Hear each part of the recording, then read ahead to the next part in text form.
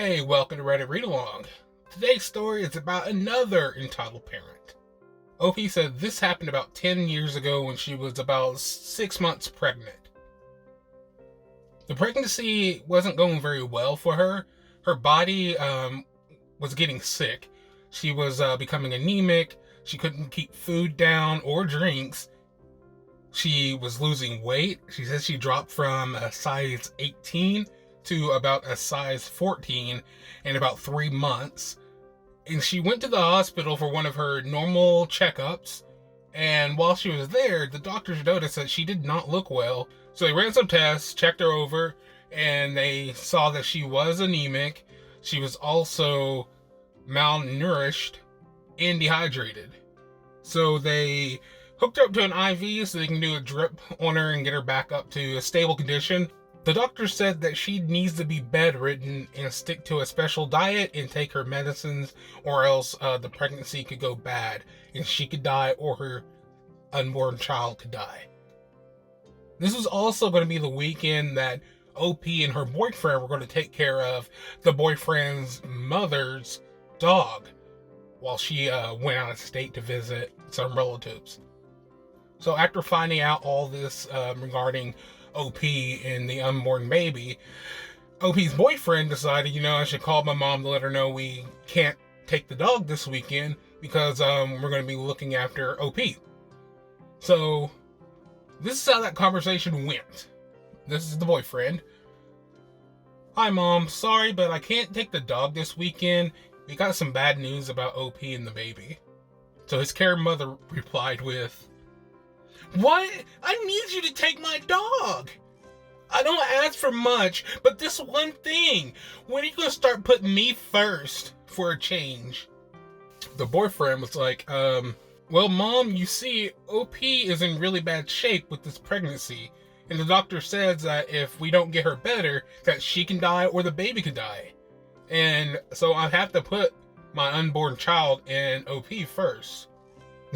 Karen replied with, "How dare you say I don't come first? I'm your mother, and I should always come first. I always put you first, don't I?" "Yes, because I'm your son. And that is what I'm doing. I'm putting my son, my unborn son, in his mother's life first. That is what is important here." Karen was like, "Well, I never. If you don't come and get my baby," referring to her dog, "don't expect me to speak to you again. I will not put him in the kennel. The last time I put him in one of those, he got a cold. Your baby isn't even here yet. He shouldn't come first. You're not even married to OP. This is so unfair." This is when the boyfriend decided to just go ahead and end the call. "Okay, sorry mom. If this is going to be how it has to be, then bye."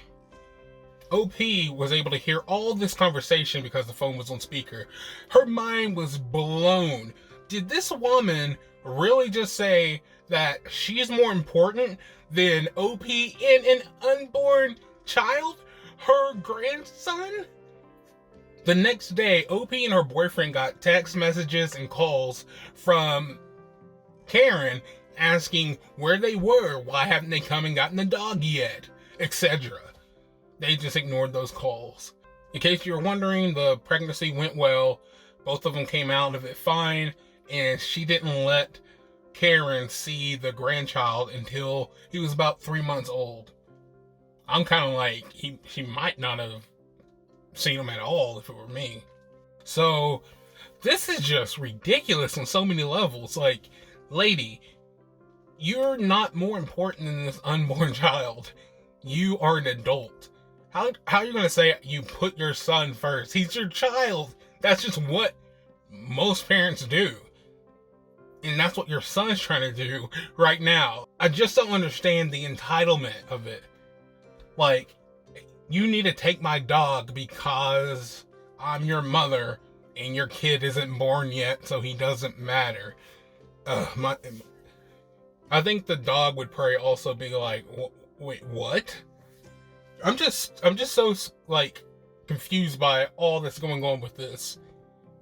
I can't believe this woman would just put herself over an unborn baby like that. She knows that this is her grandson and that he could die in pregnancy, but she thinks her dog being dog set by her son is more important.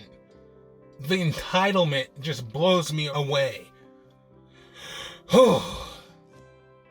But what do you think? Let me know in the comments below. And whether you're watching on TikTok or YouTube, I appreciate you stopping by. Come back next time for another story.